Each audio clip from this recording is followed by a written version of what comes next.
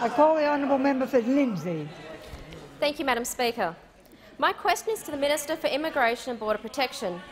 Will the Minister update the House on how many days have passed since the last successful people smuggling venture arrived in Australia? What strategies have been effective in stopping the boats? I call the Minister for Immigration and Border Protection. Thank you, Madam Speaker. On my left. And I thank the member for Lindsay for her question. The previous member for Lindsay had a habit of visiting Darwin and going out and looking for boats off our northern coast. If I were to invite the new member for Lindsay to join me to go to Darwin, she wouldn't find many boats up there, Madam Speaker, because I can inform the House that it has been 88 days.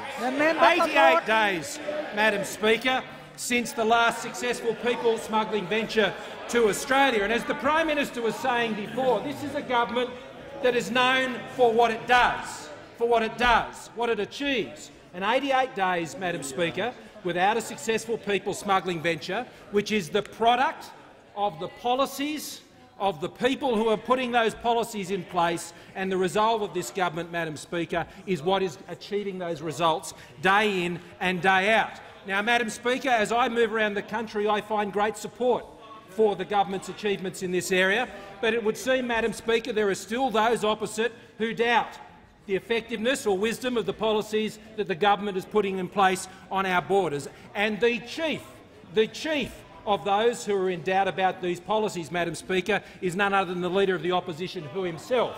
Because, Madam Speaker, on 4 occasions last week, when he was also inquired of Mr Spears about whether he supported this government's policy to turn back the boats, a policy they opposed at the last election, a policy they said could never be done, it was impossible to do, it would never work. He was asked whether he now supported it after then it had been 80 days. Now it's 88 days, Madam Speaker, and I'm interested to know whether he supports it now, Madam Speaker, because on that occasion he could not give a response. He could not give a response, and so despite the fact of this evidence, Madam Speaker, he still finds himself unable to support the policies that are working on our borders. Now, the Leader of the Opposition standards are not high, because we remember he was able to agree with the former Prime Minister Gillard, when he didn't even know what she'd said.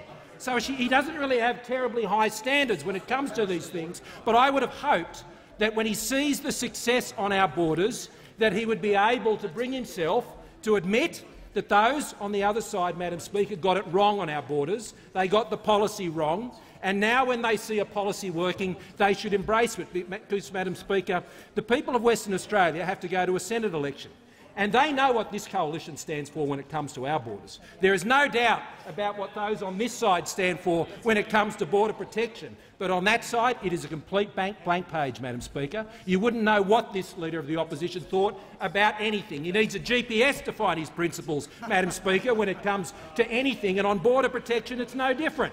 It is absolutely no different, because even when it's presented to him, despite the fact that he denies to attend briefings, he still doesn't believe.